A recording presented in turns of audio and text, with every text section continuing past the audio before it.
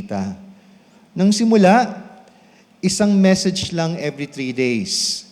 Balang araw, naging 1 message per day. Kwentuhan, tawanan, tungkol sa trabaho, tungkol sa buhay-buhay. Hanggang minsan, nagkantsawan. Kailan ba kita makikita in person? Dumating ang panahon ng July 24, 2010, a day before the birthday of Jobel. Nakauwi ng Pilipinas si Jobel at bago umuwi sa Bulacan, hindi ko alam kung nagpaalam, hindi siguro, nakipagkita muna sa Trinoma. Ang sabi, dun daw sa tapat ng Pizza Hut, alas 7 ng gabi, nandun na si Jobel. At nakita niya naglalakad itong si Jonas. Nakita ni Jobel si Jonas, alam niya na agad na si Jonas yon. And I'm sorry to say, Jonas, that there was no spark. No. Kawawa si Jonas sapagkat ang sabi na may Jonas, he fell in love at first sight. Unang kita pa lang kay Jobel, naramdaman na agad niya na pwedeng siya na nga ang kasama niya habang buhay. Pero pasensya na talaga, there was no spark.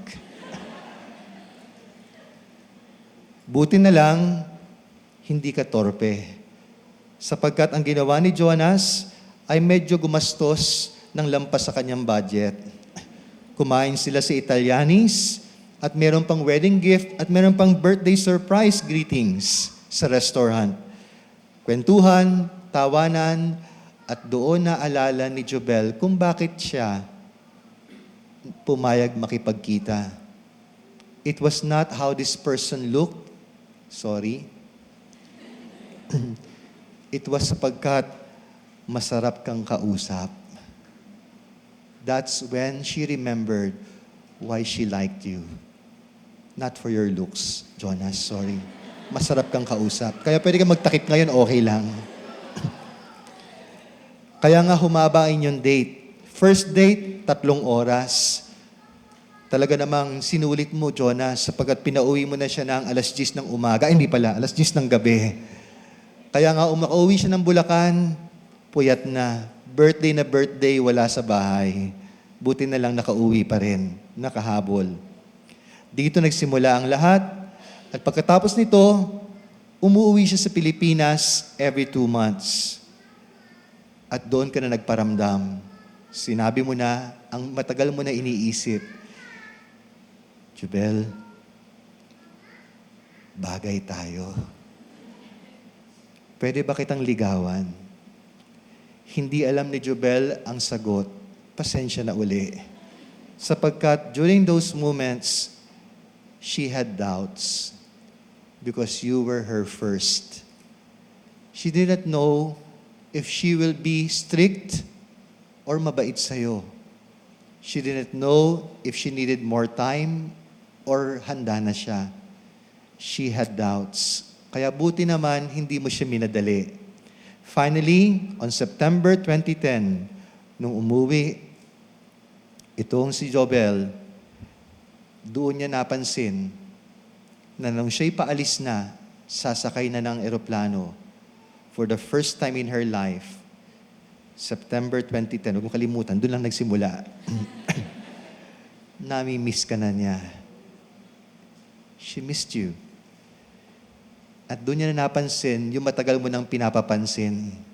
Sabi ni Jobel, oo nga no, si Jonas, good-looking naman pala. Cute, may sense of humor, sobrang mapagpumbaba, humble, at may pananalig sa Diyos. Nagsabi siya na, He's falling for me. Hindi niya alam, I'm also falling for Him na. At sa sobrang tapang ng loob mo, habang nasa abroad, ang babaeng ito, nanligaw ka na rin sa parents niya. Nagpaalam ka, at buti na lang, you were patient enough to wait. October 1, 2010, finally, this woman said, kayo na. Bagay na nga kayo. Finally, you were lovers. Pagkatapos nito, sabi ng iba, masaya ka raw, Jonas. Ang hindi nyo alam, ang inyong happiest moments also became your saddest moments. Dahil kayo na, doon nyo napansin ang mga problema ninyo. Malayo pala kayo. Alas 8 ng umaga, pinuyat mong babae ito ng alas 3. Walang tulugan. Ikaw naman nagtatrabaho, hindi seryoso. Napansin nyo, ang hirap ng malayo dahil hindi lang nami-miss ang isa't isa, pag may problema, hindi agad mapag-usapan. Minsan matutulog kayo, hindi pa tapos at maayos. Minsan, gigising kayo, hindi nyo alam kung paano ulit sisimulan ang pag-uusap. Kaya one day, nag-isip ka na, Jonas. Sabi mo, hindi pwedeng mawala siya. Mahal na mahal ko siya. Kaya, meron akong 3 sorpresa sa kanya. The first surprise, pag uwi niya sa Pilipinas, namasyal kayo. And this time you said, lumayo naman tayo. Pasyalan natin ang pinagmamalaki ng Pilipinas. Punta tayo sa Boracay. Nagpunta kayo ron, and there, you gave your first surprise. Hawak-hawak mo ang kanyang kamay at ang sabi mo, Jubel, will you marry me? At that moment, Jubel knew she loved you, but she was afraid. Afraid of all the disagreements, of all the trauma na hindi niyo pagkakasundo. But she believed in you. So she said yes. And you were happy. But that's not the only surprise. The second surprise was when you gave this woman the gift of good news. Jubel, may balita ako. Aalis na ako dito sa Pilipinas. Wala na ako sa trabaho ko. Diyan na ako magtatrabaho sa Qatar. Ang pangalan ng kumpanya, Malabanan. Hindi pala. Qatar Airways. Aircraft mechanic na ako. 2.5 oras na lang ang layo natin. Yay! You solved now one of your problems, distance. Pero hindi mo pa nabibigay yung pangatlong regalo, lumabas na naman ang mga problema. Dahil magkasama na kayo, doon yung napansin the reality of living together near each other. You still had problems. And that's when the third surprise came. The third surprise came when you told each other you will not give up. And when you asked each other, bakit? Bakit hindi ka aayaw? Kahit nahihirapan ka na, bakit hindi ka aayaw? You compared your answer and you had the same answers. Here was your answer. Both of you mentioned your dad. Ang sabi mo, Jonas, sabi ng tatay mo sa'yo, payo niya sa'yo, anak, lakasan mo lang ang loob. Pag mahal mo, gawin mo. At ikaw din, Jubel, pinayuhin ka rin ng tatay mo. Ang sabi ng tatay mo sa'yo, anak, madaling maghanap ng trabaho, pero mahirap maghanap ng mabuting asawa. And so, the next source of strength is the reason why you're here.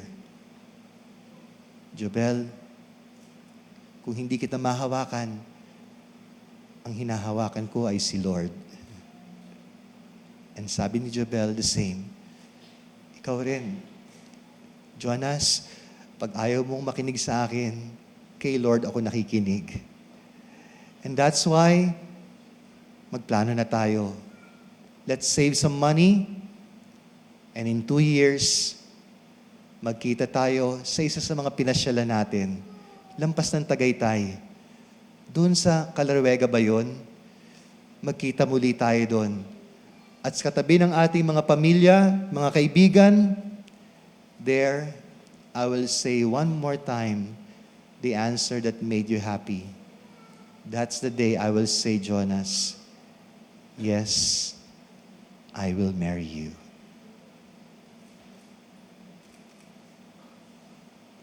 And this time,